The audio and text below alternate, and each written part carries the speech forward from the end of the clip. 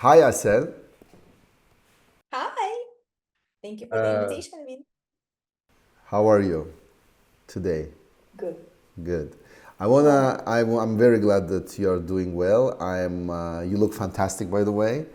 thank you, thank you. I want to introduce you to our audience.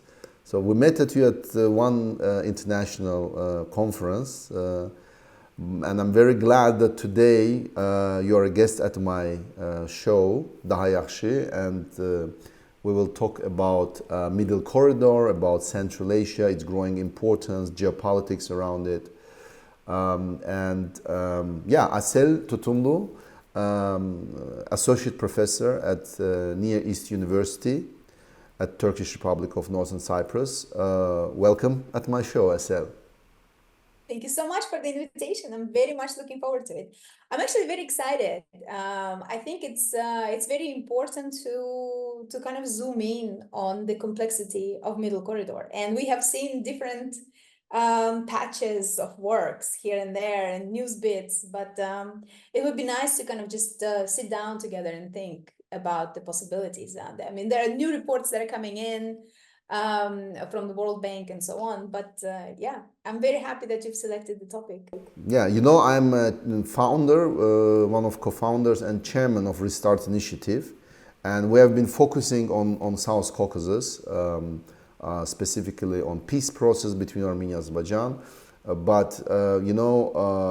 The dynamics in the world has changed so much, so I decided to expand our focus and first of all to Central Asia, not exclusively, but first of all because I think this connection between now the Caucasus and Central Asia, the dynamics of relationship, the war in Ukraine, it's changed so much, and it is. I think we have more threats, and threats became, more real and more, yeah, just more and serious.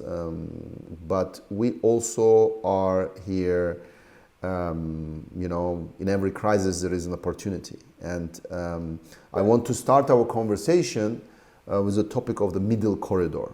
Since the war between Russia and Ukraine started, all the routes in the north and all the trade, everything has been stopped, and we know this tragic war that evolves, and nobody can predict how long it will continue. On the other hand, in the south of our globe, after attacks on some of the trade routes, there is also now a threat to global trade in the south, with the attack of Houthis and so on, and the global proxy wars that's going on. And in this context, of course, we have a situation where the Middle Corridor, its meaning, and also the significance of Central Asia for the global players is growing.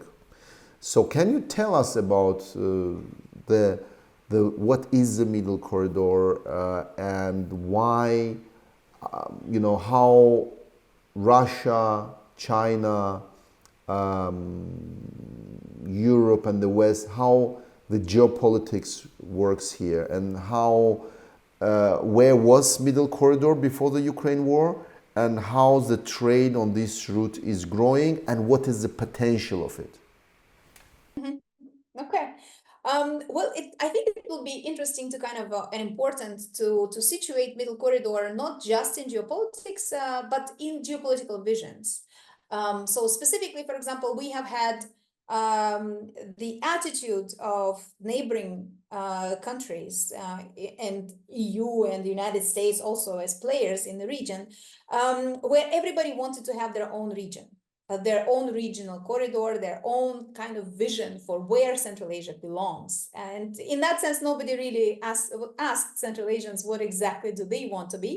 But historically, we have had this kind of north-south corridor that usually shipped most of the goods. And you can see that in labor migrations as well. from south to Russia and further on. And this, so to say, south to north corridor has been a project that is very much promoted by Russian Federation. It builds on the Soviet infrastructure that has been remaining and operational, including railroads, including air traffic, but also the roads, the regular roads as well. We have, for example, the Almaty-Samara road that you can actually go from Almaty all the way down to Russian Samara. So these particular existing infrastructure, including pipelines, have actually remained since the Soviet times and created a kind of a foundation for economic integration with Russia. At the same time, obviously, it's not just the seizure of Crimea, for example, in 2014, or seizure of Georgian territories in 2008. Most of the Central Asian states recognized that living with Russia may be a problem.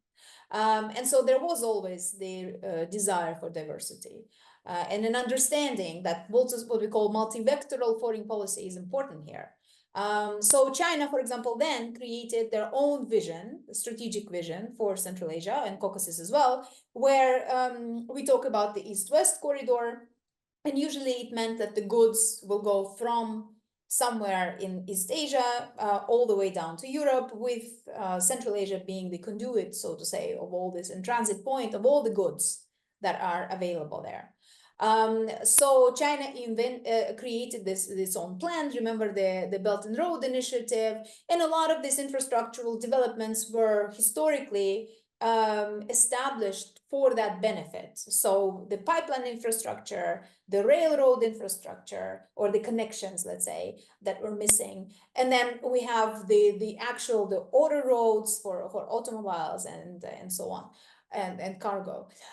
So that was also the necessary part. And then United States obviously came when Hillary Clinton was the foreign secretary. She came up with this, and even before her, actually, she came up with this idea that, Central Asia belongs to Afghanistan, right? So we are in the Central Command as a region. And so as a result of that, they wanted to connect and establish connections of Central Asia with Afghanistan, obviously to alleviate the burden, right, of developing Afghanistan, but also establishing very lucrative connections that exist today. So, for example, we see Central Asian states shipping energy, electricity, natural gas, and they prefer to do it, to sell it to Afghanistan, because it's like 3 times cheaper than selling it domestically, right? Or using it for domestic purposes. So that connection is also established, and they're pushing for more roads, for more exchange programs, and so on. So that also has been on the agenda.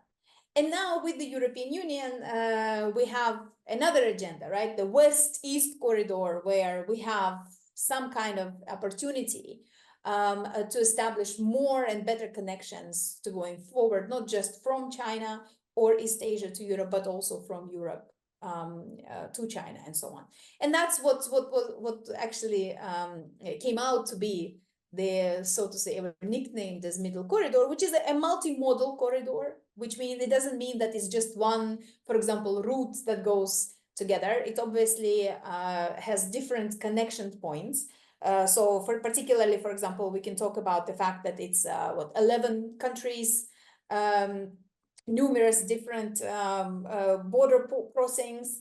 It has the rail part of it, it has the sea part of it, has a pipeline part of it, and it has the actual roads, right? So coordinating all of this is a pretty big ordeal for something that hasn't been actually prioritized before.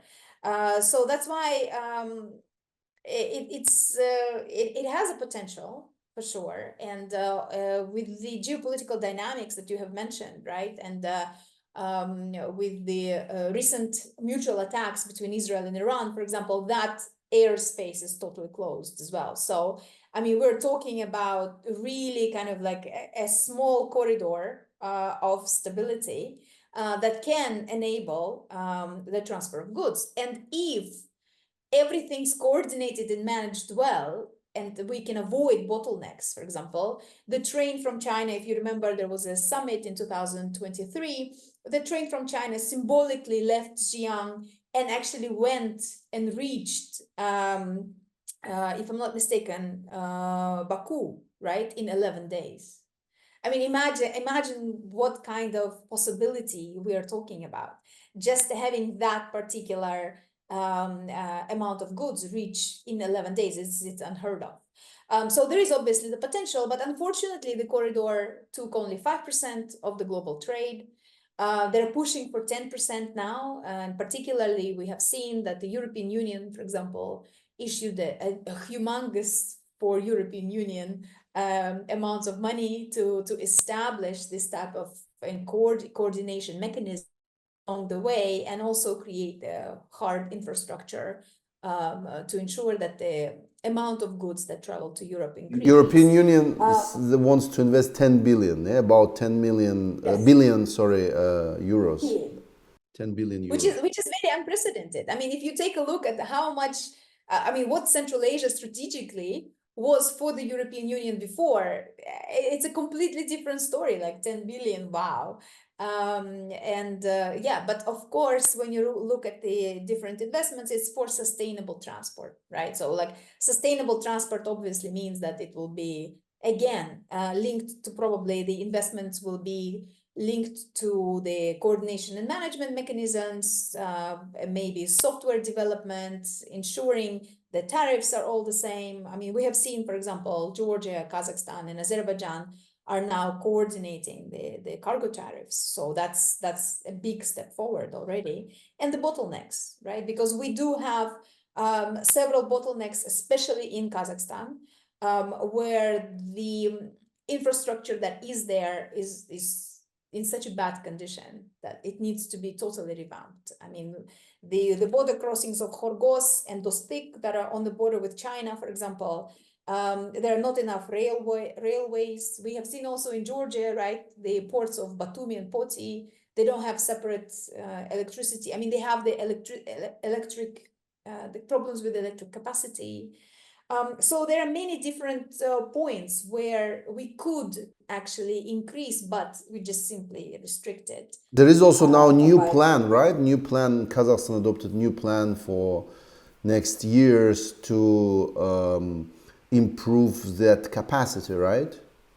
Yeah, but the issue is that the ports have been not necessarily on the agenda for such a long time of our government, of Kazakhstani government. And this is a very unfortunate thing, because if we take a look at the shipping around it in the Caspian Sea, there are two ports that are very important, and it's Kuryk and Aktau. Yeah, I think Aktau. Yeah. Yeah, the Caspian Sea is like it's very shallow in the north, and then it goes deep where Turkmenistan and Iran is, right? So the Turkmenistani ports are much more suitable for various large ferries. But Kuryk and Aktau are so shallow, they're like 4-something meters deep, which means that most of the ferries can't even park in there. So you need very strong dredging to ensure that you can at least get the barges in. And this is what Kazakhstan plans to do now, right? Yeah, we are interested in dredging. We are interested in establishing our own, not only the ports infrastructure and expanding it, but also creating the ship. What do you call this? Factory? No, it's not a factory. There is a specific name for that. So basically, Kazakhstan is interested in developing its own shipyard. And that's very interesting to see that, right? Because we haven't actually had our own shipyards capable of creating new ships. We've only had the shipyards, and they were all in a kind of like semi-private hands that were able to repair the ships. And if we take a look at the kind of geopolitics of that Caspian Sea, Azerbaijan has done really, really well. I mean, for Azerbaijan, it had the largest shipyard, the Baku shipyard. And then Azerbaijan also managed to bring most of the ferries. So the cargo services are mostly provided by ferries from Azerbaijan. And this is very interesting because it's just not it hasn't been on the agenda at all. And now we're thinking, oh yeah, we need to do the dredging, we need to increase the railway capacity. I mean, the situation is in Kazakhstan is so bad that, for example, imagine there is a railway station, right, that goes from China to, let's say, Kuryk. And the final railway station, the final station of that railway is 90 kilometers away from Kuryk. Mm-hmm. So if you are, for example, a person who is interested in actually using the middle corridor, what do you do in these 90 kilometers? I mean, imagine like you have several containers. You would actually need to find an operator who will bring this load and unload from the train, right? And then load it back in Kuryk. And 75% of ferries are not usable for Kuryk because it's so shallow, right? So you need to wait until specific ferry to order it from Azerbaijan so that it can come over, load our cargo, and then send it over. So nobody can tell you, for example, specific deadlines because it depends on the amount of cargo that's awaiting in the port. So when the amount reaches that particular limit, right, for the cargo to be shipped, so the ferry can be called, then loaded, and then that may take a week, it may take 2 weeks, and nobody really knows. With Turkmenistan, it's a bit better because it has access to many more ferries, right? And therefore it's much easier for it. And so what we ended up doing is we're competing for Azerbaijani vessels, basically. We are competing with Turkmenistan to ship our goods. And that's the kind of like the oddity of the situation. And Azerbaijan was really nice because the country was able to actually request and buy ferries from Slovenia or Slovenia, I think is, and they were able to really excel in that. So they operate their own, they have their own shipyard that they create their own fleet. And if necessary, for example, they can buy extra. Kazakhstan has actually woke up and now we realize we don't have our own ferries. So we bought 2 more this year and we are going to increase it to 10 in the next 2 years. But nonetheless, you can see that it just hasn't been a priority at all. It was so difficult for them to do that because now you're kind of like behind the game and there's so much to do and there is a problem on your eastern border and on your western border. So coordinating that. But despite of all these problems that you're describing in much details, which is very good, the trade has been growing, right?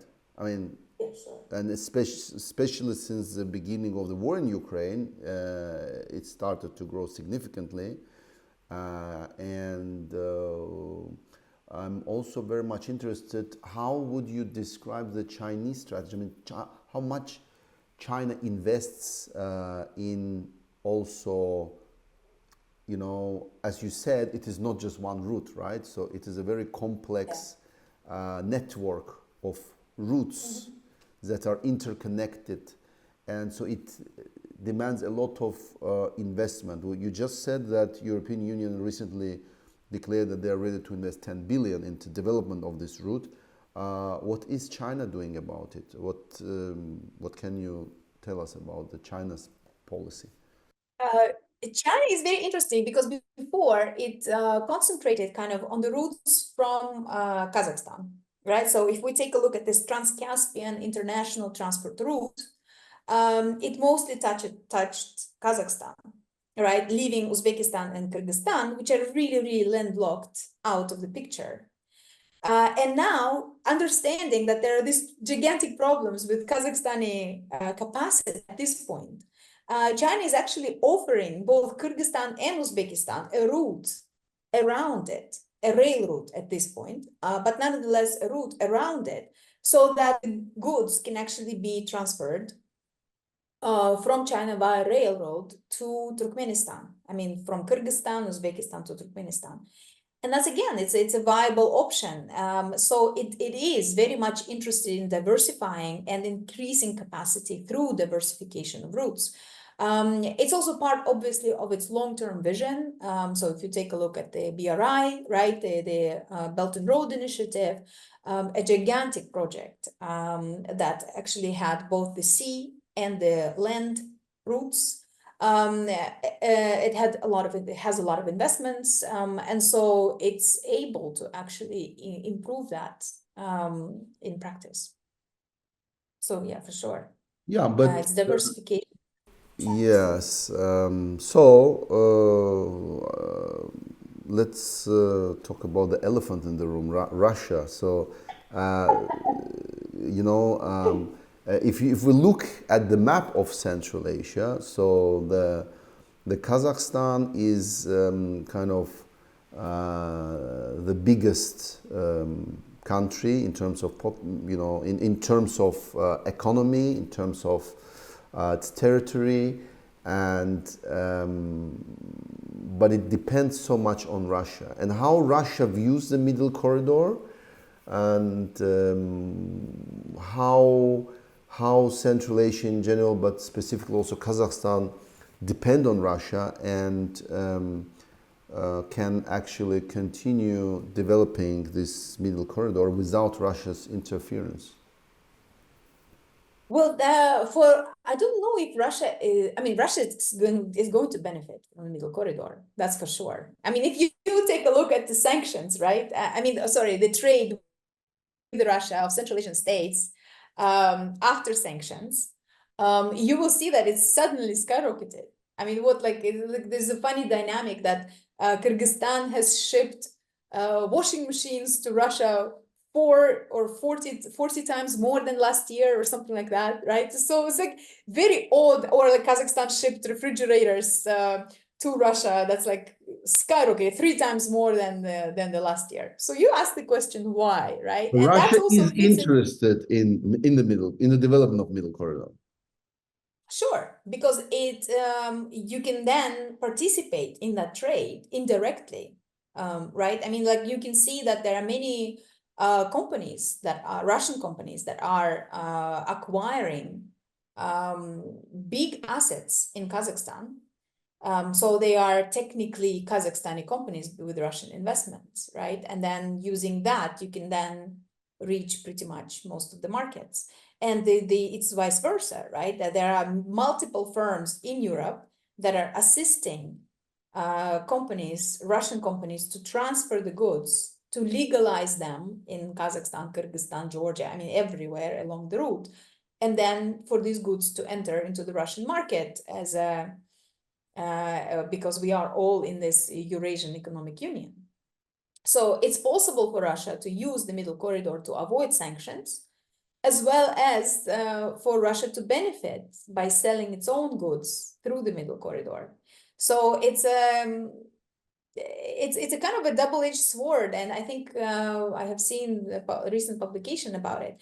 I may not agree with all the kind of demonic understanding, that Russia is going to do this and that. But yeah, I mean, I don't think Russia sees Middle Corridor as something that is negative. And on top of this, we can see that Russia understands that when the war in Ukraine is over, these old links of shipping, for example, 80% of goods through Russian territory, what they call the Northern Corridor, is much more beneficial than at this point, the Middle Corridor. So Russia is hoping that when the war in Ukraine is over, it is going to acquire all of these things back.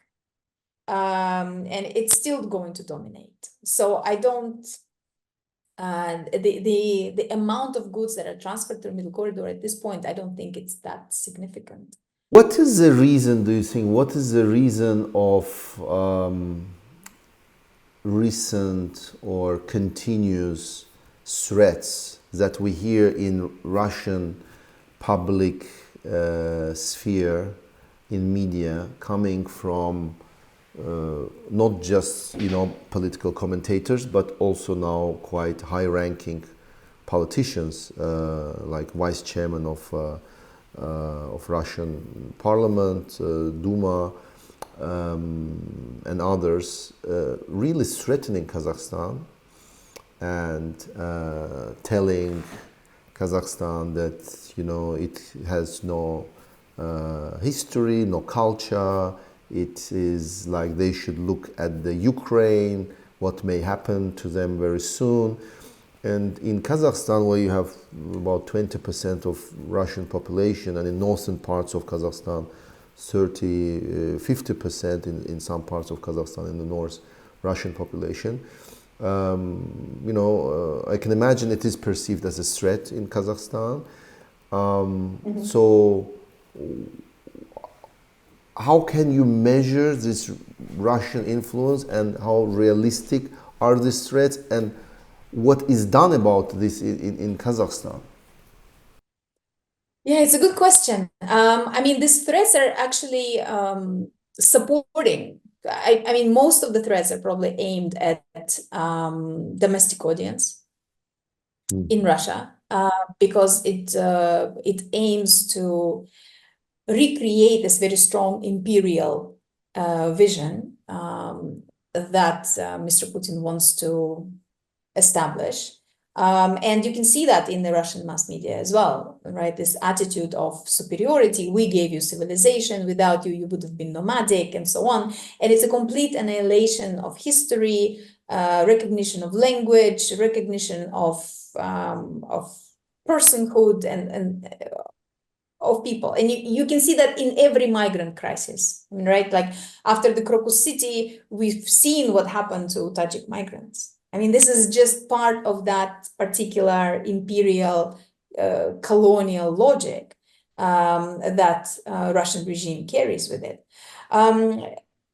It is, though, besides its symbolic ingredients, right, it does have a very strong possibility of unleashing the Ukrainian scenario. I mean, if we take a look at the way Ukrainian crisis has happened, it actually happened with Lugansk and Donetsk being declared, right, as independent because of the language. And Kazakhstan is undergoing the Latinization of its alphabet. We are going to implement it hopefully in 2025. It's been continuously extended. So for that, and there are many more Kazakh schools in the Kazakh language and the curriculum in Kazakh language. So the amount of Russian language schools are actually decreasing, and that's understandable because the population is growing as well. So you do have people that may not necessarily know Russian, or may know Russian as a second language, and may not be interested in speaking Russian. Right? They may be interested in speaking instead their own native language or English, for example. And this dynamic is actually very strong in Kazakhstan. And you can see that after the war in Ukraine, where people just in principle stopped speaking Russian. They wanted to ensure that, well, we're going to be speaking Kazakh. This is our country. Because the perception was that it can potentially, with this rhetoric in mind, unleash the very similar scenario to Russia, to Kazakhstan. And there's a recognition of the possibility of threat is obviously more important for younger generation, Kazakh speakers, than to the older generation who grew up, for example, in the Soviet Union. For them, it's simply unbelievable. No, Russia is not going to do anything like that. Russia is not like that. We're all the same people, and so on. So there is a very strong kind of generational divide. And it's also linked, obviously, to what is the main media, right, that these people consume. So people who grew up in the Soviet Union, like 55 and above, they're still very much linked to TV, and Kazakhstan did not cancel the licenses of the Russian channels. So we're still under the, so to say, Russian media influence versus the younger people who almost never watch TV, right? They get most of their news from social media and so on. And it's a very different perception, obviously. For the political, for our politicians, I think there is a kind of a tacit understanding of the possibility of unleashing Ukraine scenario in Kazakhstan. As a result of that, for example, Tokayev has done the military trainings, have increased the border, the border patrols missions, and try to basically establish a more direct control over borders with Russia in general.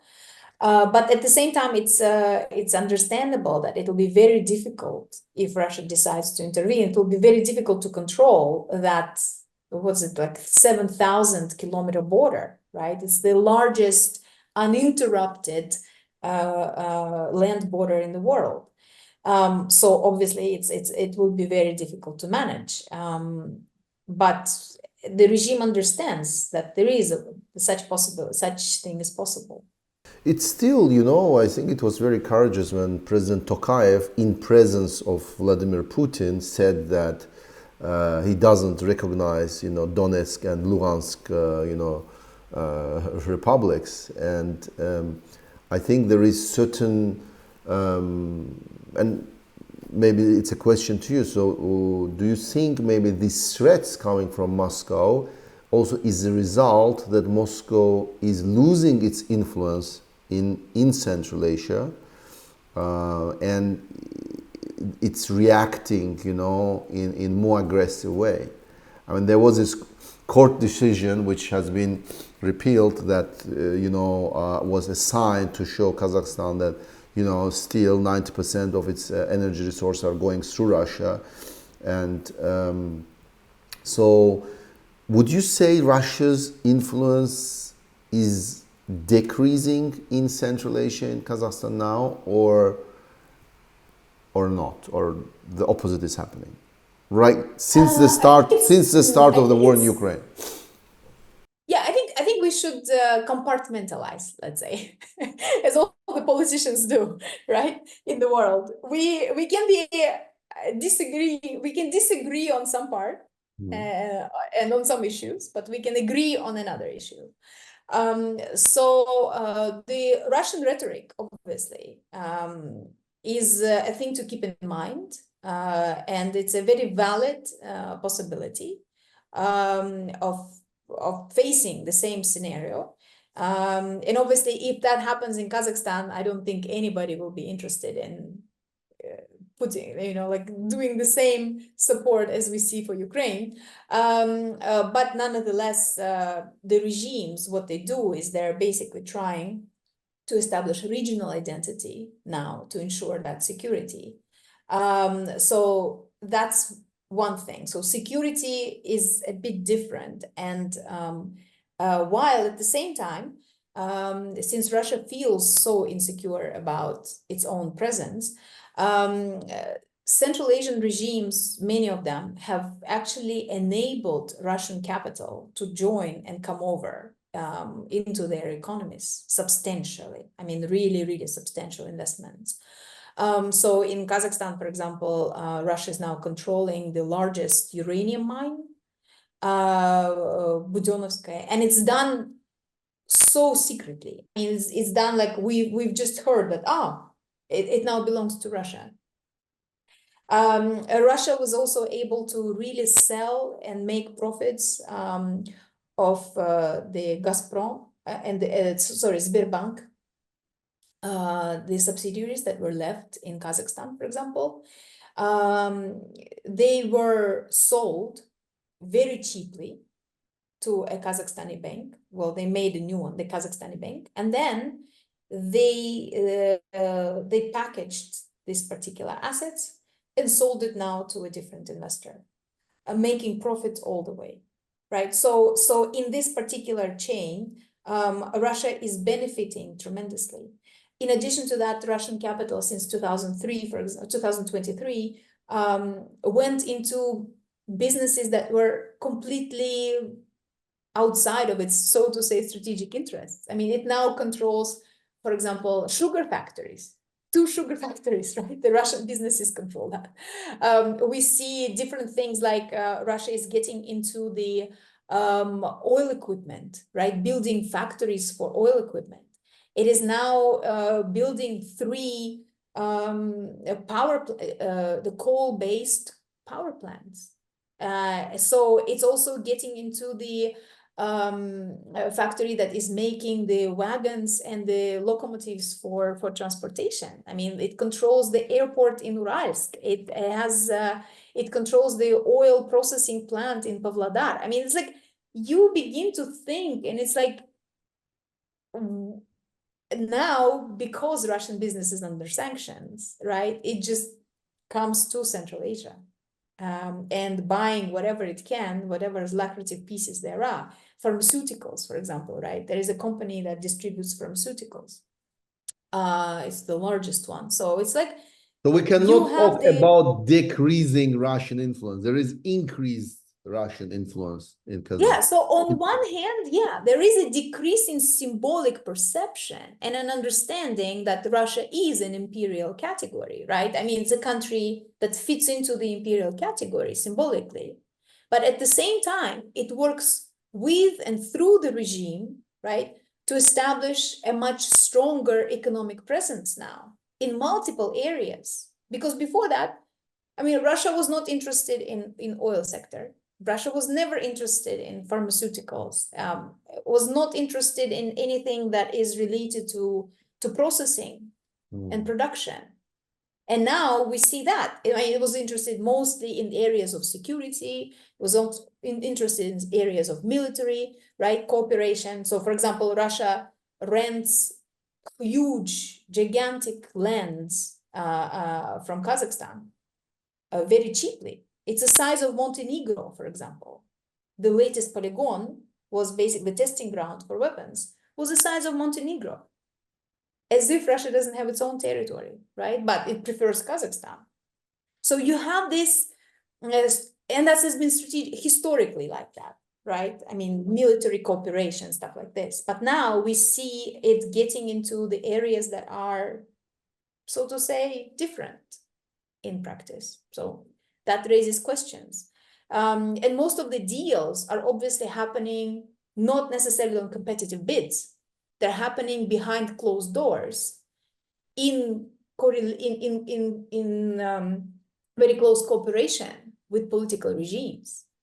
I mean, if you take a look at this gas union, right? I mean, it's not really union, but that's how the newspapers have called it, between Russia, Kazakhstan, Uzbekistan, that Russia will ship its own gas through Kazakhstan and Uzbekistan, because obviously 2 winters ago, there was no gas in Uzbekistan, which is actually a gas producer, right? Same thing, we had gas shortages in Kazakhstan, which is a gas producer.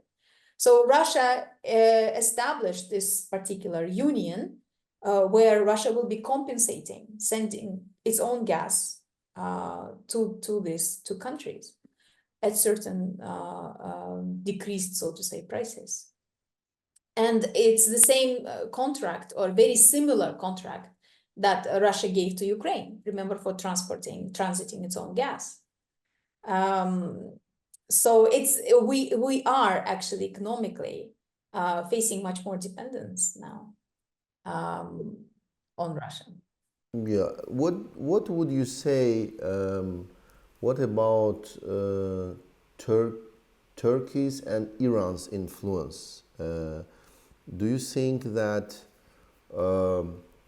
the fact that Russia's focus is now so much on Ukraine, did this open like players like Turkey and Iran to be more actively involved in the region, and are they trying to increase their influence, or Iran has this alliance with Russia and is not trying to interfere, and Turkey also is not trying to do anything. What would you say about Turkey and For Iran? Iran, I mean, I'm not the Iranian specialist, but what I can say and I can see, at least judging with these corridors and the Caspian Sea, Iran is cooperating very nicely with Russia regarding this north-south corridor.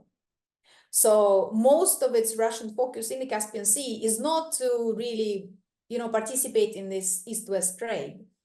It's mostly interested in establishing stronger cooperation with Iran. And we can see that Iran, for example, has been refurbishing some of the Russian ships. Russia has been doing the same for Iranian vessels, right? So it's a very kind of interesting cooperation that's happening to ensure this north-south trade.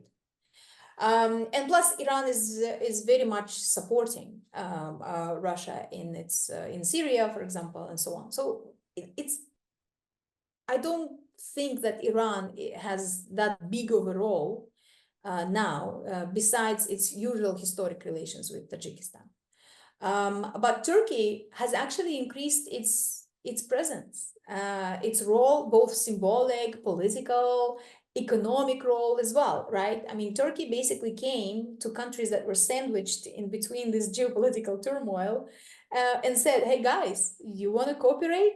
Now we can actually create a corridor, a regional corridor, right? I mean, a regional identity where Turkey, Caucasus, and Central Asia, we can actually establish an alternative pathway.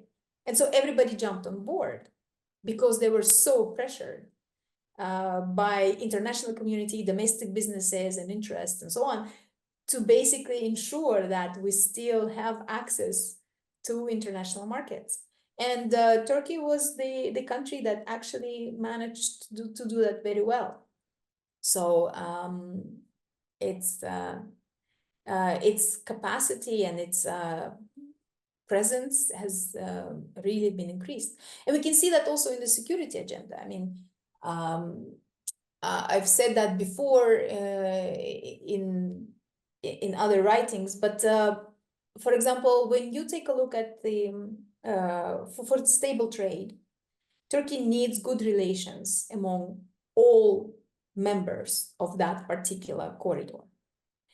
And it managed to send Hakan Fidan, who was the former security chief and now the Minister of Foreign Affairs. It sent Hakan Fidan, who had visits to Kyrgyzstan and Tajikistan. It was in February or March this year. And what was funny and interesting is that Hakan Fidan came out and said the border issue will be solved by March 2024. So it was, I mean, the meeting was, I guess, in February. So the border issue between Kyrgyzstan and Tajikistan, these two countries went to war, basically, like real military operations 2 times in the past. He comes out and says it will be solved in March. We didn't hear that from the officials of Kyrgyzstan. We didn't hear that from the Ministry of Defense or president in Tajikistan. Hakan Fidan, who basically casually at a press conference decided to announce that it will be solved in March. And, so this type of and was it solved? and was it solved? Did he deliver? I'm not really sure, because these particular, like, it's such a sensitive topic for everybody that it's really impossible to actually like get any information from both countries. I mean, if you remember in Kyrgyzstan, when they managed to delineate the border with Uzbekistan, one of the water source, a dam, was actually given or like transferred. It depends which side you're talking to, but it ended up, let's say, on Uzbekistani side. 11 civic activists protested against it. So they said, why exactly is this dam there? The water, it supplies the water for us. Why are you giving it to them? It's not their water. I mean, they don't need this water. We need this water. And they were all sentenced to prison. Some of them are still in prison. And they went on hunger strike and so on, but it didn't really In help. Tajikistan. In Kyrgyzstan. In Kyrgyzstan. In Kyrgyzstan, These talk activists about were in Kyrgyzstan and they were sentenced.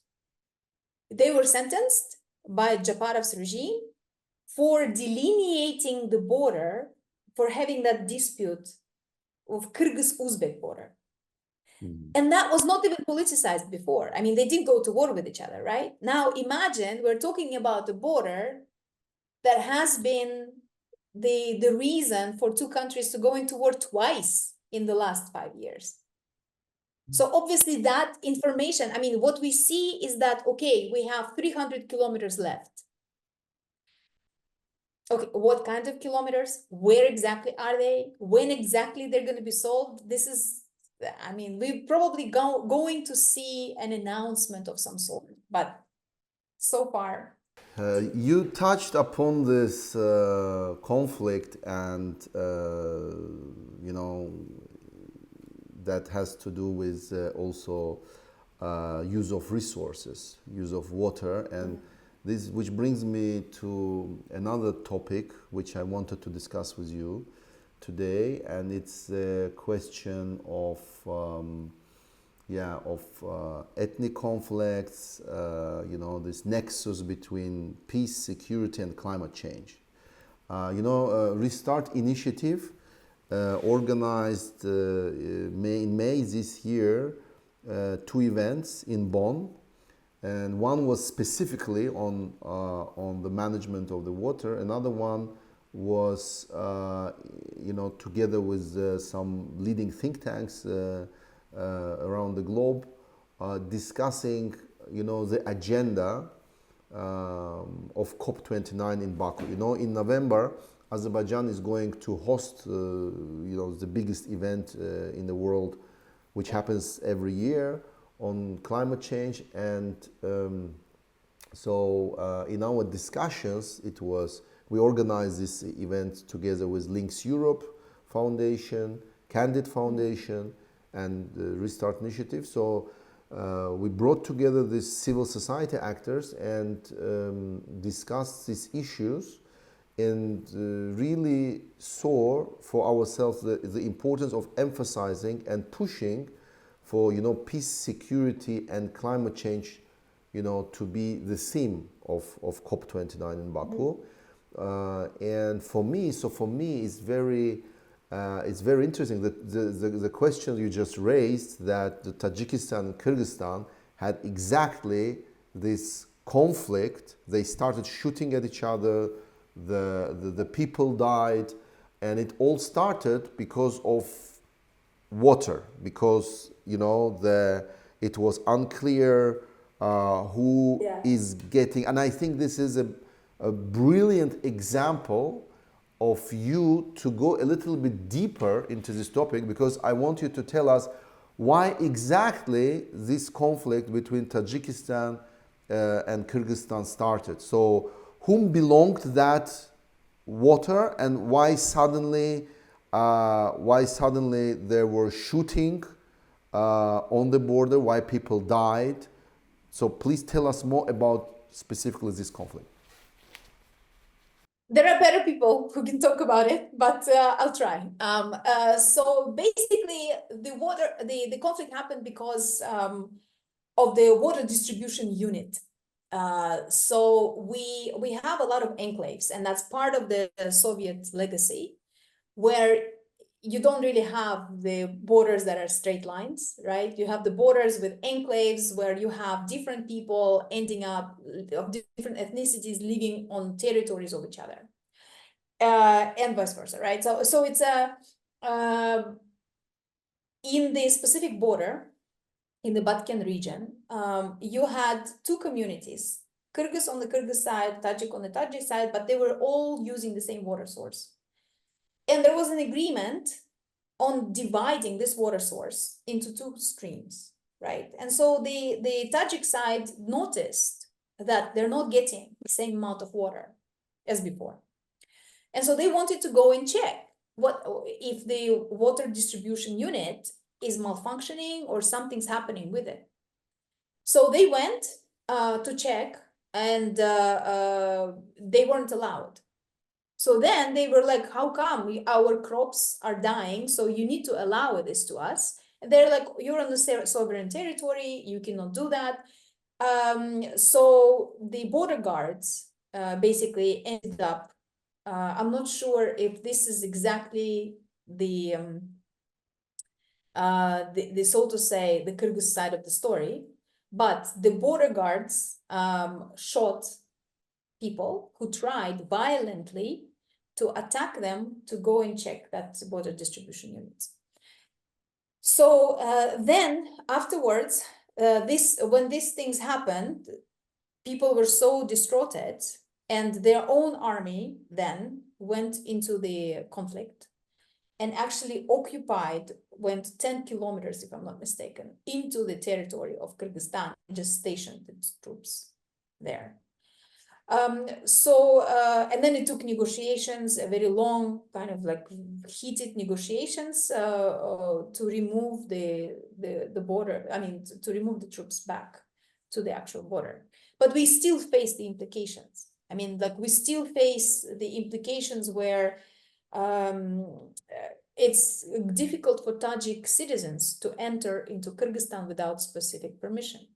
They cannot use public transport, for example. They cannot buy tickets if they need the ID, right? So if you cannot fly within Kyrgyzstan on domestic airlines, you cannot use the actual train, right? You have to use a car or a bus, where you don't need to have the specific ID to buy the ticket. So all of this situation, I mean, the situation is pretty tense and very politicized. And it's very difficult to obviously, I mean, you can pinpoint and say, well, it's the Tajiks or it's the Kyrgyz and so on. It's difficult to really kind of understand who started what. But I think this is not even the point. The point is that we're all facing gigantic climate change in Central Asia in general. And I've just recently heard an expert saying that Central Asia faces climate change 4 times more on average, climate change disasters, 4 times more on average than any other region. So imagine, we are very susceptible to climate change. So it's just one little problem on water distribution unit. There was another problem in August, for example, last year, where Kyrgyzstan used to supply water to Kazakh farmers. But the water in the water dam was so small, in the water reservoir was so small, so little, that they couldn't really send the water to the farmers. So for 3 weeks in August, Kazakhstani farmers didn't have water. Obviously, that meant that most of the crops that they worked on died. Many of them went into the bankruptcy, creating a big, outcry before the government. I mean, some people actually went to Astana saying, like, what is happening? How can you do this? And so on. But the officials basically said that, we have agreed on a certain amount. That amount was delivered and finished faster than we expected. So, I mean, it's the realization and the amount of dysfunctionality among the bureaucracies is really, really amazing. The absence of realization of how strong climate crisis is really stunning. I don't think our officials actually are aware of what is there to face them. I mean, this year we have had, in the spring, we've had another huge disaster where Kazakhstani, 8 regions out of 11 in Kazakhstan were flooded. It's like 500,000 people suffered. Suffered meaning that they actually lost material goods, right? I mean, they had to move somewhere. And so now people are trying to recover, put their lives back. The government obviously created large payment schemes and stuff like this for them. But imagine, it's like this is the situation. The government was totally unprepared for these type of disasters. And I'm not even talking about earthquakes, right? I mean, this is another thing that's like. so you think there is not enough awareness and cooperation between the Central Asian governments in terms of developing also certain conflict resolution mechanisms or developing cooperation, collaboration on water management or management of other resources to decrease the potential of conflicts that can turn into ethnic conflicts and so on. So there is, there has been no initiatives or no kind of. It's just not on the it's not a Not a priority. priority. I feel like this is not a priority. What was interesting to me, when you see the Central Asian, remember the Turkic, the Organization of Turkic States, they Yeah. established their own fund. It was relatively small, like 500 million for now. 6 countries chipped in. They established that. And what was interesting is was the primary, I mean, they declared that the primary focus should be on green energy. Mhm.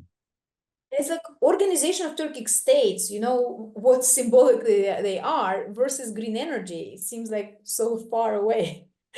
But nonetheless, I mean, that was very symbolic understanding that, yes, we are indeed facing a huge problem. Or actually, not just one problem, it's just multiple problems coming together. And they're coming together again because of this energy, water, and security so interlinked together with each other, right? I mean, we have Tajikistan and Kyrgyzstan. These are the countries that actually supply water to downstream countries of Uzbekistan, Kazakhstan, Turkmenistan, right?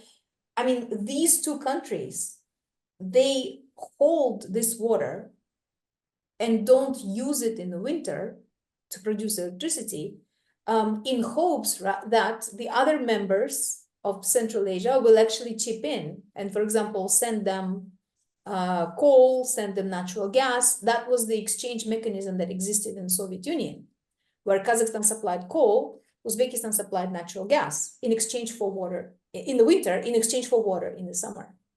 So that was the situation. But they were so tired of managing this because nobody wanted, I mean, this scheme just didn't work. For 5 years, it's only presidential decision or the agreement among presidents were able to solve the issue. I mean, Kazakhstan one time sold radioactive coal to Kyrgyzstan.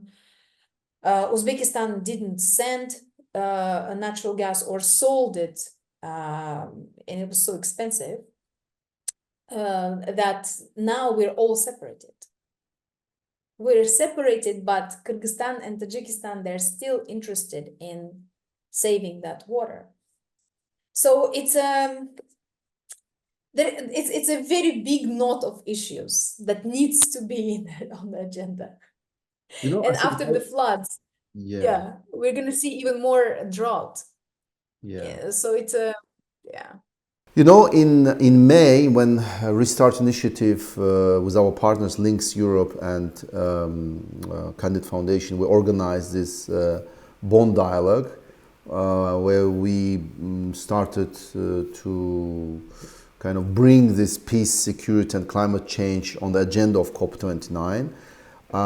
The Bonn Contact Group was created.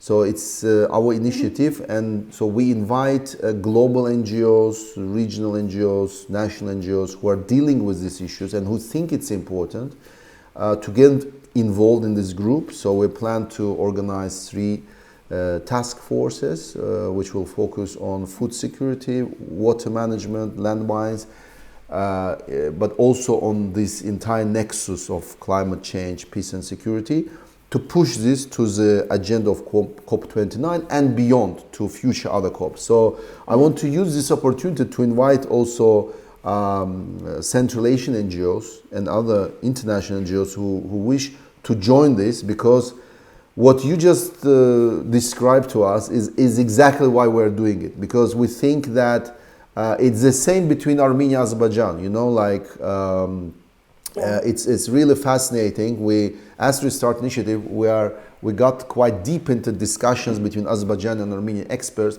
how the cooperation between these two countries can look like, you know, beyond also hopefully soon when peace agreement will be signed between Azerbaijan and Armenia, because there is still this potential for conflict. And the best way to solve this is, you know, not to wait when it will explode, but actually start to plan, you know, and cooperation, collaboration, and devise maybe certain conflict resolution mechanisms, which in my opinion should be, you know, also regional, because it's not about one or two countries, it's so much interconnected. So I really would love if anybody from Central Asia, the NGOs dealing, civil society actors which deal with these issues, if they would like to join this topic, so they should just contact us, Restart Initiative, and I will be really happy, you know, to expand our work, which is now becoming global, but also, you know, involve more Central Asian partners in our work.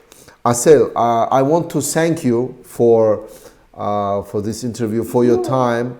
I was so glad, you know, to talk with you again after last time we met at this international conference. And I hope this is our first but not the last interview. Thank you very much, Assel. Absolutely. Thank you so much. And I'm very much looking forward to further podcasts and great things you do with the Restart Initiative. Thank you so much. Bye. Bye.